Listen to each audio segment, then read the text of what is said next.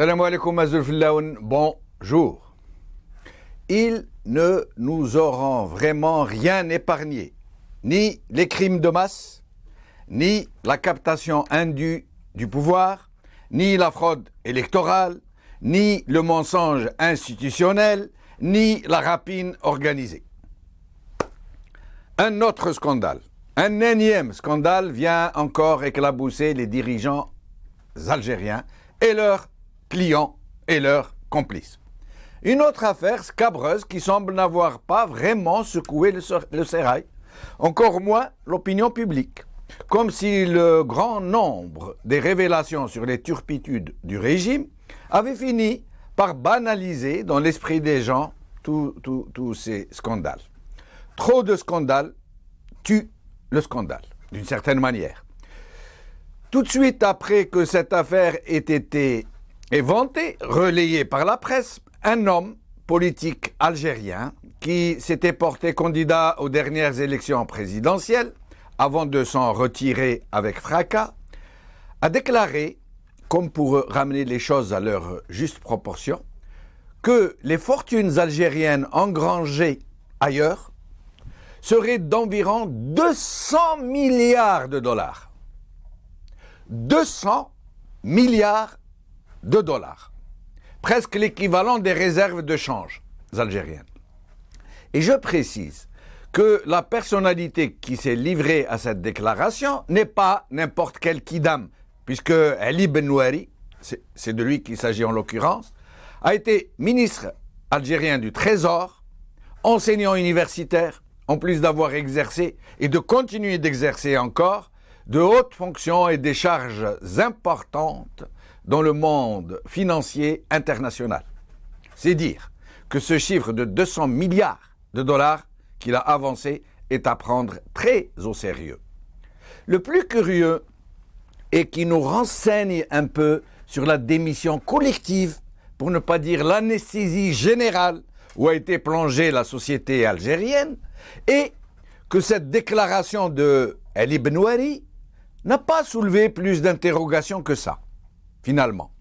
À la fin des années 80, lorsque l'ancien Premier ministre Abdelhamid Brahimi avait évalué le chiffre de la grande corruption à environ 26 milliards de dollars, 26 petits milliards de dollars, il avait provoqué un tsunami, une clameur publique sans précédent.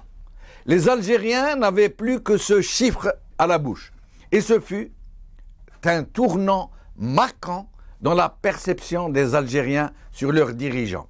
Ce fut à ce moment précisément que les Algériens perdirent toutes leurs illusions sur l'intégrité de leurs dirigeants.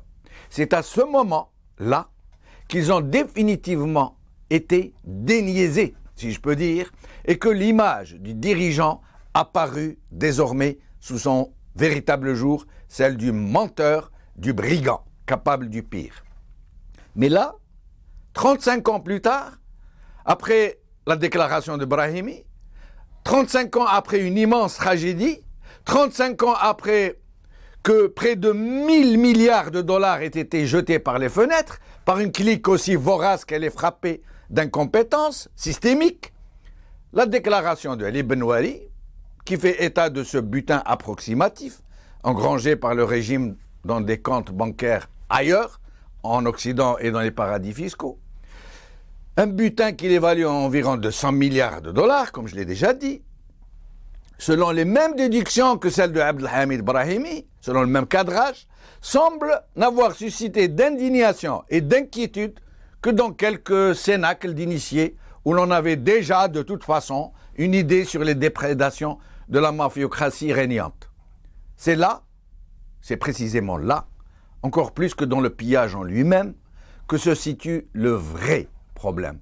C'est cette insouciance généralisée des Algériens, et tout particulièrement des élites, sur ce qui les concerne, sur leur avenir à moyen terme, sur les graves périls qui menacent la survie même de leur nation, qui inquiète et qui interpelle.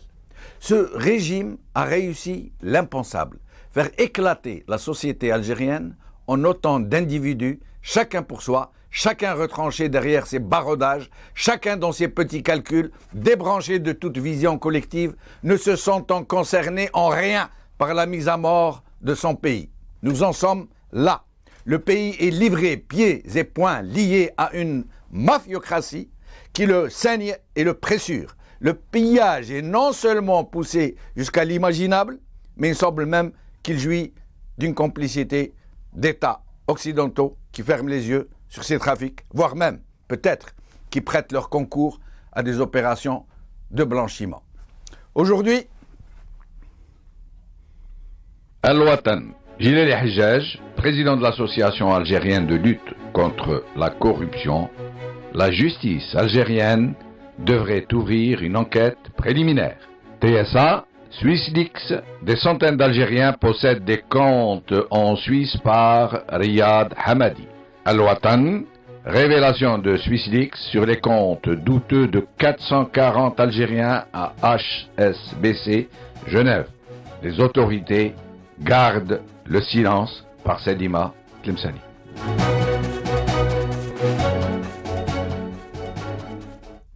avec nous aujourd'hui pour évoquer cette histoire, cette situation, Ali Benouari, ancien ministre du Trésor, et Jilali Hajjaj, journaliste et porte-parole de l'Association algérienne de lutte contre la corruption.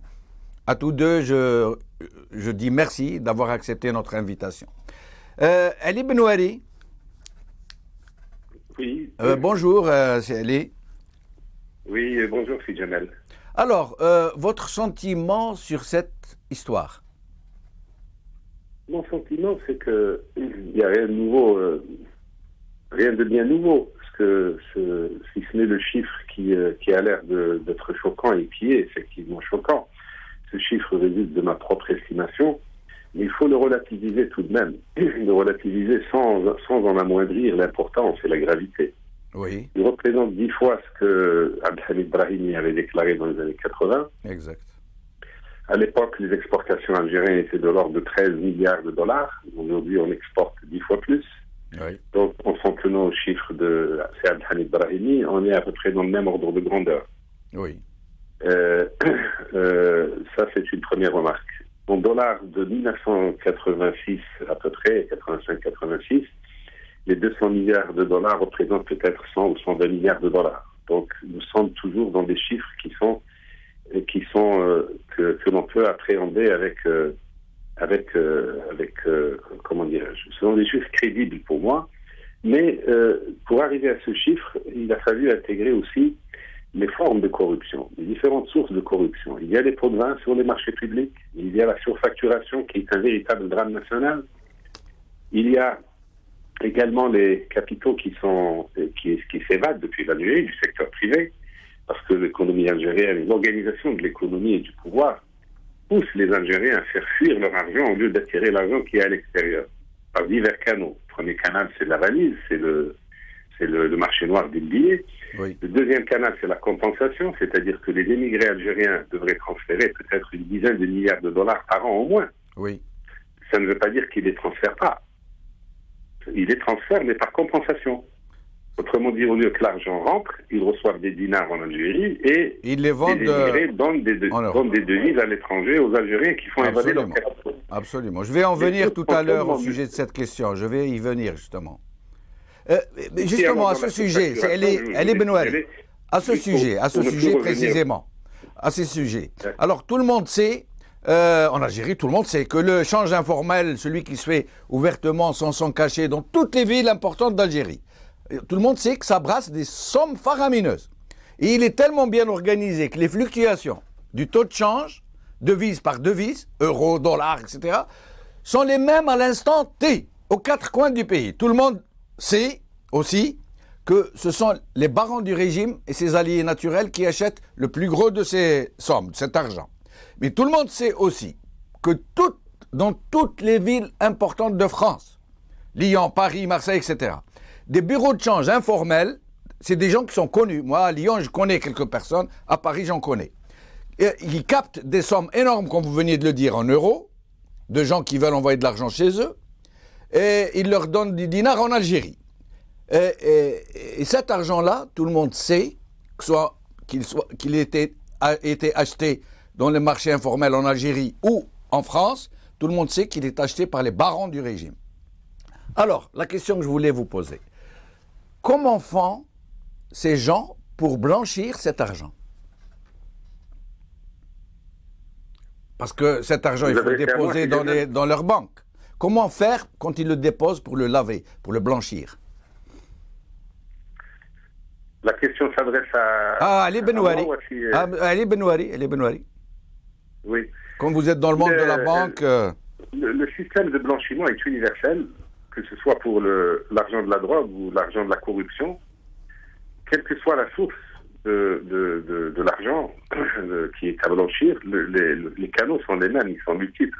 Oui. Ce sont d'abord, pour moi, par ordre d'importance, aujourd'hui, en 2015, ce sont les paradis fiscaux. C'est-à-dire que ce sont les sociétés dont les actionnaires sont inconnus, ne peuvent pas être connus. Oui. Ils ne sont connus que les administrateurs du pays, du paradis fiscal. Je cite Gibraltar, je cite Nassau, Bahamas, je cite Malte, il y a beaucoup de pays, beaucoup de pays dont les législations autorisent les étrangers à créer des sociétés et ils les protègent. Ils nomment des administrateurs à leur place et ces administrateurs apparaissent aux yeux des banques suisses ou américaines ou françaises ou peut-être même algériennes comme les véritables actionnaires.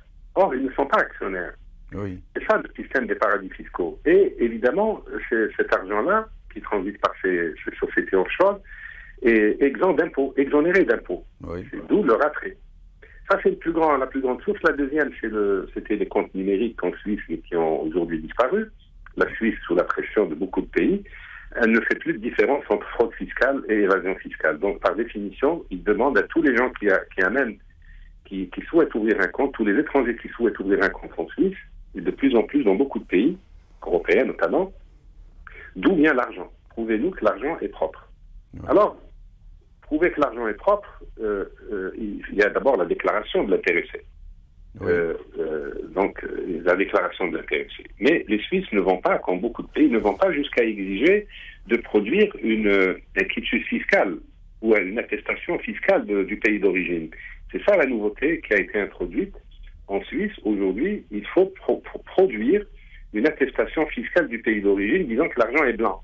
Oui. Il y a une différence entre le blanchiment de l'argent sale et l'argent de la corruption. D'accord. Ce sont deux traitements différenciés, mais enfin, on peut entrer dans les détails si vous voulez plus tard. Mais pour ce qui concerne les barons algériens, puisque ce sont eux les dirigeants, qu'est-ce qui les empêche de se fournir de ce genre de documents?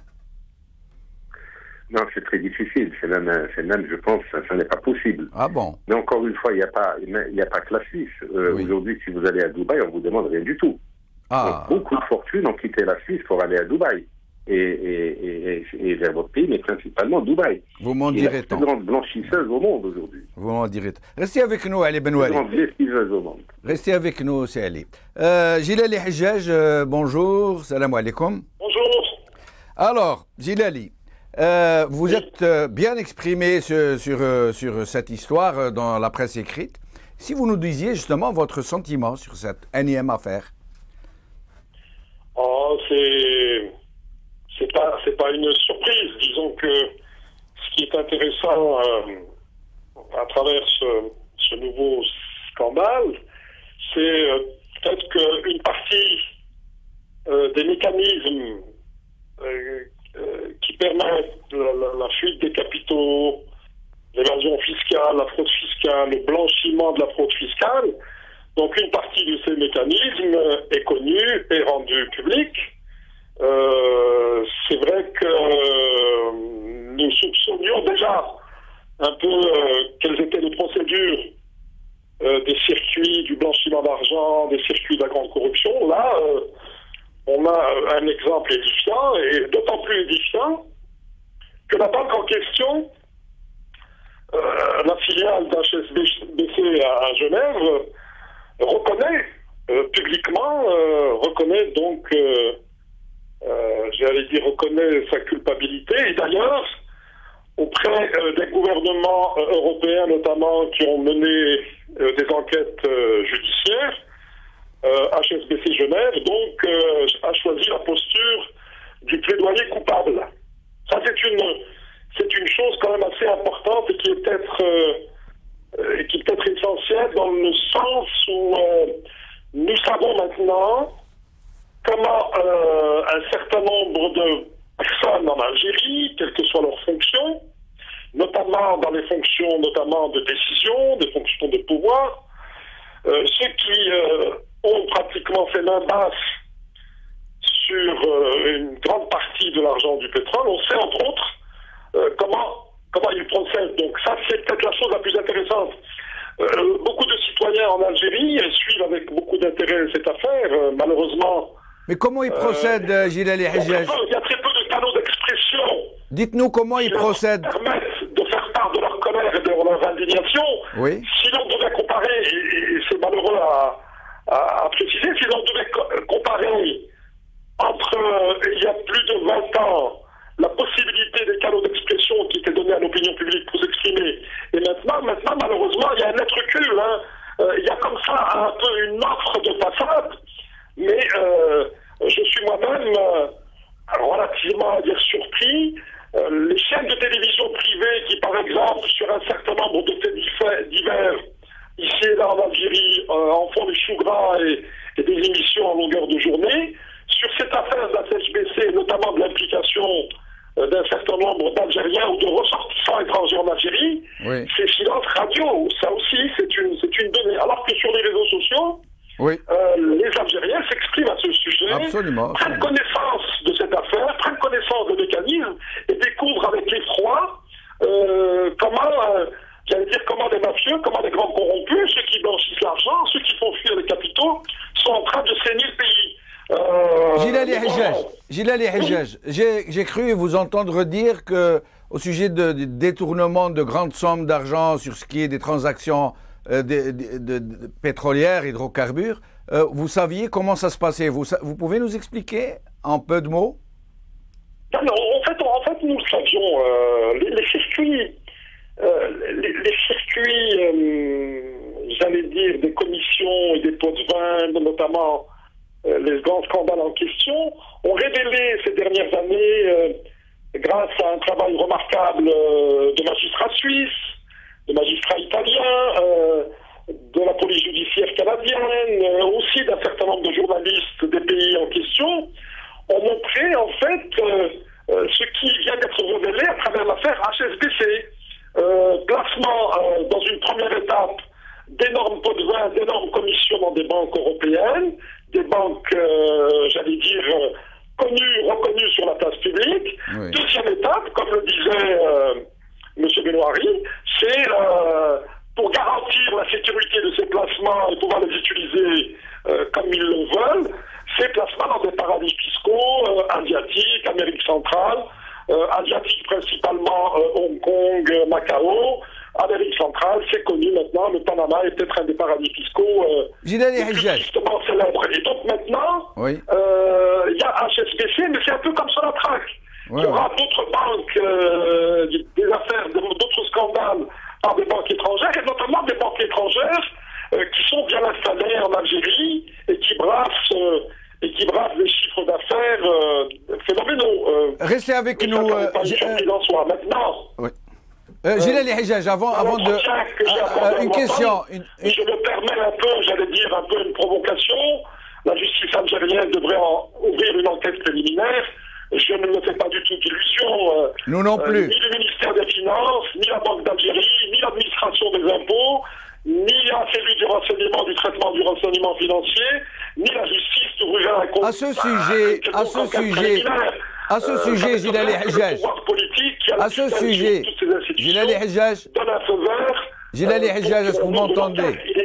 Il n'est pas cohérent, entre guillemets, que les dirigeants du pays, dont un certain nombre sont impliqués et sont sur cette liste d'HSBC, puissent eux-mêmes, j'allais dire, s'auto-enquêter. Et justement, à ce sujet, Gilali Hijaj, à ce sujet, l'État algérien a adhéré à des conventions régionales, internationales, contre la corruption. Il a adopté une loi, pris des décrets contre la corruption, une loi et un règlement bancaire contre le blanchiment d'argent, mis en place l'organe national de prévention et de lutte contre la corruption, l'Office central de répression de la corruption, la cellule de traitement du renseignement financier. Ça sert à quoi tout ça? Aujourd'hui, dans la chronique du journal où je travaille, dans le soir d'Algérie, la chronique de la page 24 de Hakim Alam, il y a une boutade assez extraordinaire. Il évoque un peu l'ensemble de ces institutions et il dit, entre autres, ce serait bien de le mettre dans un seul bâtiment qu'on appellerait le bâtiment des inutilités. Effectivement, non seulement c'est des inutilités, ce sont des institutions de façade qui sont par ailleurs budgétivores, mais en même temps qui sont beaucoup plus des instruments pour surveiller un peu ceux qui essayent de lutter contre la corruption dans les associations, dans la société, dans les institutions. Restez avec nous, Jilali Hajjaj, restez avec nous. Ali Benouari, sur un plan pratique, existe-t-il pour la société civile algérienne des voies, des moyens pour porter plainte contre ces dirigeants qui pillent le pays? Pas à ma connaissance, pas à ma connaissance. Ça veut dire qu'ils sont assurés de l'impunité? Il n'y a que la justice algérienne, à mon sens, mais je peux me tromper si je me trompe que... Nous demanderons à Jilali Hajjaj, oui. Je crois qu'en matière de blanchiment d'argent, en matière de fraude fiscale, etc., je crois qu'il n'y a que l'État lui-même qui peut entreprendre les démarches nécessaires. Et sur un plan international... Mais comme la justice n'est pas indépendante, la justice ne peut pas s'autosaisir. Non, là il ne faut pas s'y attendre. Il ne faut pas nous mentir. La justice algérienne, c'est impossible, c'est inenvisageable. Mais sur le plan international, la diaspora algérienne, est-ce que de l'extérieur, elle peut faire quelque chose? Elle peut faire des pressions, un peu comme les Tunisiens l'ont fait au lendemain de la chute du régime de Ben Ali. Ils peuvent protester, ils peuvent sensibiliser les pays qui reçoivent ces montants frauduleux. Mais je ne crois pas qu'ils puissent agir directement. Mais moi, j'aimerais dire trois choses. Oui, je vous en prie. Au-delà des montants colossaux qui saignent le pays, il y a les sources de la corruption les sources de ces transferts frauduleux qu'il convient de cerner avec précision. Il y en a en gros trois. Il y a le blanchiment d'argent lié au trafic de la drogue, etc., des choses comme ça, le GAFI, etc., arrive plus ou moins à gérer convenablement cette chose. Il y a ensuite les pots de vin. Il y a en troisième lieu les surfacturations. Même les investisseurs étrangers qui viennent investir en Algérie déclarent souvent des montants qui sont parfois jusqu'à 2 fois plus importants que les montants réels pour pouvoir transférer dès le départ plus que leur apport propre. Exact. Il y a enfin les transferts qui sont opérés par les émigrés, qui sont opérés par des privés algériens à la suite de fraude fiscale et qui trouvent soit des billets qui sont entrés frauduleusement, soit qui trouvent la compensation auprès des émigrés. Donc les sources sont nombreuses. Il y a enfin un problème qui est pour moi essentiel, qui m'interpelle en tant qu'homme politique, c'est la récupération de ces masses d'argent. Et cette récupération, au-delà de la forme pénale, au-delà des voies de recours que l'État peut et doit utiliser pour les récupérer par des pressions ou par des négociations avec les pays qui reçoivent cet argent, je pense aux Émirats, je pense à la Suisse, mais à d'autres pays. Et ce qui m'interpelle plus particulièrement, c'est les conditions politiques de rapatriement de cet argent. C'est-à-dire la question de la réforme fiscale, la question de la réforme monétaire, c'est-à-dire qu'on va bien au-delà du constat, mais on va vers les causes. Pourquoi est-ce qu'il y a tant d'argent qui sort du pays? Pourquoi il n'y a pas d'argent qui rentre? Parce qu'on peut imaginer que des fortunes algériennes établies à l'étranger rapatrient leur argent parce qu'il y a des profits colossaux, des profits beaucoup plus importants qu'ils peuvent faire dans leur pays d'origine que les profits qu'ils peuvent faire ailleurs, dans un cadre évidemment peut-être plus sécurisant pour eux. Donc le problème est éminemment politique. Et là, j'aimerais dire qu'au-delà de la justice qui n'est pas indépendante et de l'État qui ne représente que lui-même, qu'un groupe d'individus, il convient, si on arrive à régler la question de la démocratisation du pays, il convient de mettre en place des mécanismes de retour de cet argent. Et je pense à une amnistie fiscale avec ou sans amende, dans des conditions strictes et particulières. Beaucoup de pays, la France vient de récupérer la quasi-totalité de ces fortunes établies en Suisse. Ça veut dire qu'on propose à ces gens de rapatrier leur argent et on ne leur fait rien, on ne leur dit rien. Non, c'est pas ça. Non. Pas du tout. Ce sont deux questions, mais vous avez raison, parce que moralement, c'est insupportable. Oui. Vous avez raison de souligner ce fait. Mais je veux dire par là, il y a la question du vol, par exemple. Quelqu'un qui vole, c'est pénal. Oui. Jamais personne ne pourra l'amnistier. Mais il y a tous ceux qui ont sous-déclaré ou qui n'ont pas déclaré une partie, qui ont sous-déclaré ou qui n'ont pas déclaré une partie de leur revenu ou tout leur revenu. Oui. Ceux-là sont éligibles, il faut les amener à rapatrier leur argent et à payer d'une manière ou d'une autre une partie du préjudice qu'ils ont fait subir à l'État. En les encourageant, en disant de toute façon ce que vous payez comme amende, c'est ce que font les Français, les Suisses, les Italiens, les Allemands, tous les pays le font en gros en moyenne une fois tous les 10 ans, en moyenne.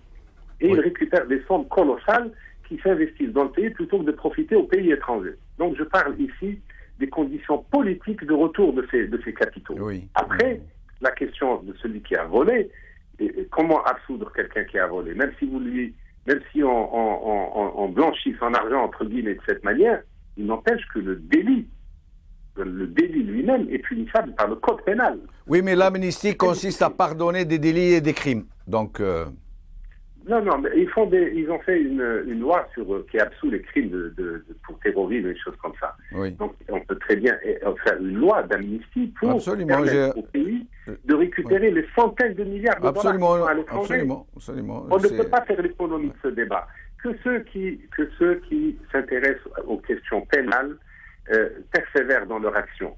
Mais les hommes politiques doivent aussi s'intéresser aux conditions socio-politiques qui permettront au pays de retrouver cet argent dont il a été privé pour son développement. Voilà. Le débat est donc lancé. Faut-il commencer à penser à une amnistie de ce genre fiscal, je ne sais pas comment on pourrait l'appeler, pour permettre à ces gens de rapatrier en toute impunité leur argent pourvu qu'ils profitent au pays. Le débat est donc lancé. Jilali Hajjaj, je vous repose la même question que pour Ali Benouari. Est-ce qu'il existe des moyens pour les Algériens de contrer ces déprédations, de poursuivre ces criminels, j'allais dire, en justice, devant la justice internationale? Ah, nous l'avons perdu. Donc, Ali Benouari, un dernier mot avant de clore cette émission, si vous souhaitez vous exprimer sur un point en particulier. Oui, moi, ce qui m'intéresse, c'est un aspect extrêmement grave que ces ressources qui quittent le pays d'une manière toujours frauduleuse, parce que même ceux qui aujourd'hui investissent à l'étranger alors qu'ils sont établis en Algérie, souvent le font de manière illégale. Beaucoup d'entreprises algériennes qui ont pignon sur eux ont des comptes à l'étranger et des biens à l'étranger. N'est-il pas temps aujourd'hui de régulariser cet immense anachronisme? Et pour régulariser cet anachronisme, il faut régulariser aussi ses causes, c'est-à-dire les causes politiques qui engendrent cette défiance vis-à-vis du pays, ce pillage du pays et ce transfert immense de ressources substantielles qui privent le pays de moyens de son développement. Voilà ce que je voulais dire. Merci Ali Benouari, merci à Jilali Hajjaj que nous avons malheureusement perdu au téléphone. Je donne rendez-vous à mes deux invités pour les prochaines émissions sur des sujets connexes ou semblables. Cette émission est terminée. Salam alaikum. Qawala khair. Bislama.